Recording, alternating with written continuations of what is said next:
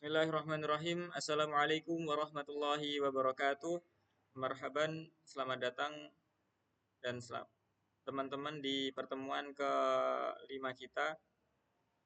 Alhamdulillahirabbil alamin wassalatu wassalamu ala nabiyyinal mursalin wa ala alihi wa sahbihi ajmain. Amma ba'd.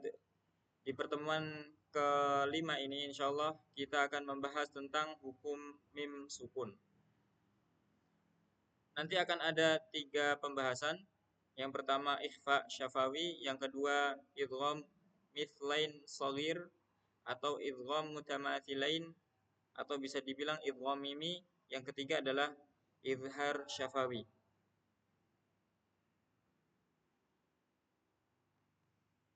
Izhar syafawi.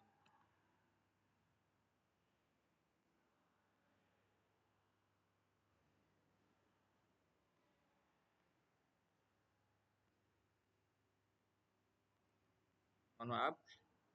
Bab kelima, hukum mim sukun di dalam matan manzumah Tuhfatul Atfal terdapat pada bait ke-18. Berbunyi wal mimu intas kuntaji qablal hija la alifin layyinatin lidil hija. Jika mim sukun itu terletak sebelum semua huruf hijaiyah selain alif layyinah atau alif sukun bagi orang yang berakal. Ahkamuha thalathatun liman dhabat ikhfa'un idghamun wa idharun faqat. Hukumnya ada 3 saja bagi orang yang menetapkannya, yaitu ikhfa, idgham, dan izhar. Mim sukun adalah mim yang kosong dari harokat. Ia tidak fathah, tidak kasroh, dan juga tidak dhammah, tapi sukun. Bab ini akan membahas pertemuan mim sukun dengan huruf-huruf hijaiyah dan terdapat 3 pembahasan, yaitu ikhfa, idgham, dan izhar. Baik, di sini ada kalimat la alifin layyinatin lidil hija. Jadi huruf alif itu adalah hanya menerima sukun. Jadi mim sukun setelahnya nggak mungkin ada alif. Gitu ya. Jadi untuk orang yang berakal nggak mungkin mim sukun setelahnya alif. Jadi mim sukun ketemu huruf lain selain huruf alif gitu ya. Karena nggak ada kalimat Arab yang itu ada mim sukun setelahnya alif. Kalau ada, masya Allah itu. Kayaknya nggak ada. Pembahasan pertama, ikhfa syafawi, terdapat pada bait ke-20. Berbunyi fal awwalul ikhfa'u 'indal ba'i wa sammihi syafwiyya lil qurra'i. Pertama adalah ikhfa, yaitu ketika huruf ba didahului mim sukun. Ahli qiraah menyebutnya ikhfa syafawi.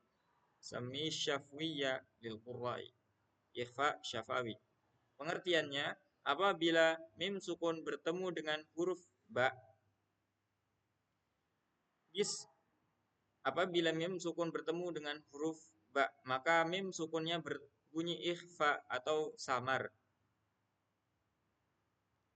Seakan-akan mengucapkan huruf mim sukun tapi nggak terlalu sempurna pengucapan mim sukunnya. Jadi samar. Mim sukunnya kayak sembunyi dan kelihatan dikit gitu. Kedengaran mim sukun dikit gitu. Disebut ikhfa syafawi karena ikhfa ini terjadi pada makhraj bibir. Makhrijul huruf ba, makhraj atau keluarnya huruf ba itu ada pada bibir. Bertemunya 2 bibir atas dan bawah. Juga untuk membedakan dengan ikhfa hakiki pada pembahasan nun sukun dan tanwin. Contohnya wa fi dzalikum bala. Jadi ada gunnahnya di sini. Wa fi dzalikum bala. Jadi kayak ada 2 pendapat, ada kasih furujah atau ada sedikit kebuka dikit. Dzalikum bala, atau mingkem sempurna juga tidak mengapa. Wa fi dzalikum bala. Seperti itu teman-teman. Sekarang kita akan menuju ke pembahasan kedua, yaitu tentang idgham mithlain shaghir atau idgham mimi. Ini pembahasannya nanti akan ada di bab selanjutnya. Tapi kita fokus mim bertemu dengan mim. Idgham mithlain shagir terdapat pada bait ke-21 di matan mantumah Tuhfatul Atfal. Watsani idghamun bimithliha ata wasammi idghaman saghiran ya fata. Kedua, idgham dengan huruf yang sama yaitu bertemu dengan mim, mim sukun bertemu mim, namakanlah idgham shagir, kecil, wahai pemuda. Penjelasannya, apabila mim sukun bertemu dengan huruf mim disebut dengan shagir karena huruf pertama sukun dan setelahnya berharokat. Jadi kalau kita nanti membahas tentang fil mithlaini wal mutaqaribaini wal mutajanisain, di bab itu akan dijelaskan tentang khabir dan shagir. Shagir itu huruf pertamanya dua huruf yang sama, pertamanya sukun, yang kedua berharokat. Tapi yang kabir huruf pertama berharokat, yang kedua berharokat gitu. Maka namanya idgham mithlain shagir. Semoga bisa difahami. Kita akan baca contohnya. Amman amman asasabun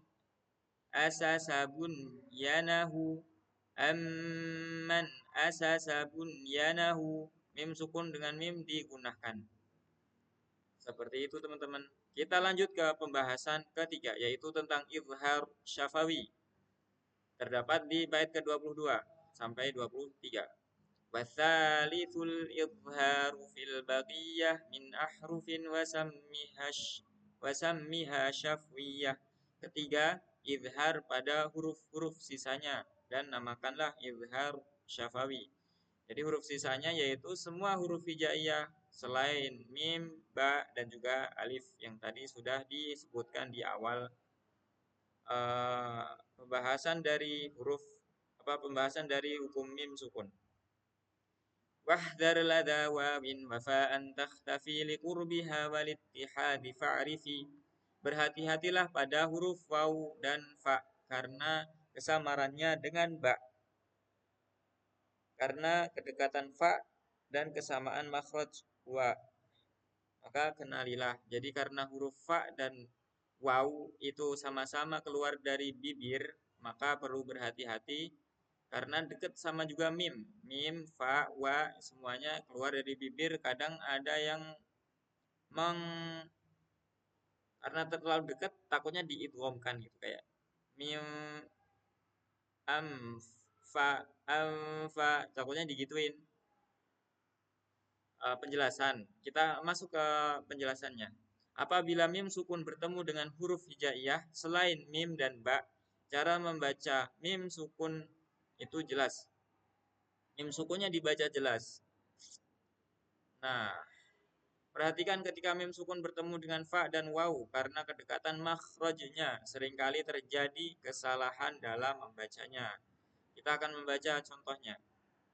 Amwata, bukan awwata, mim sukun dan ba makhrajnya sama di bibir tapi sifatnya beda teman-teman. Jadi tetap dibaca dengan jelas mim sukunnya. Amwata, nggak boleh awwata. Hisabuhum wahum farihun. Nah, seperti itu teman-teman. Kita akan coba praktekkan talaki. Ini adalah contoh dari 3 bab tadi. Saya akan coba praktekkan. Kam bi'sa tarmihim bihijarah minhum bala'un amman yujibu alaihim malaikah fa'amma man alaihim khazanah hum sadiqun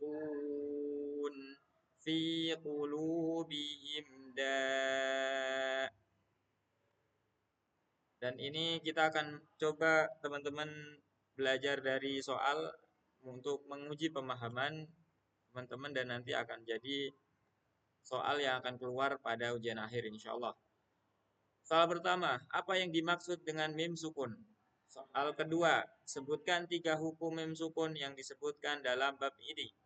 3. Apa yang dimaksud dengan ikhfa syafawi dan huruf apa yang menyebabkan hukum ini berlaku? 4. Jelaskan secara ring secara singkat apa itu idgham mithlain shaghir. 5. Terakhir, apa yang harus diperhatikan ketika mim sukun bertemu dengan huruf waw dan fa. Kita cukupkan sampai sini pertemuan kelima kita. Semoga Allah berkahi dan Allah terima amal ibadah kita.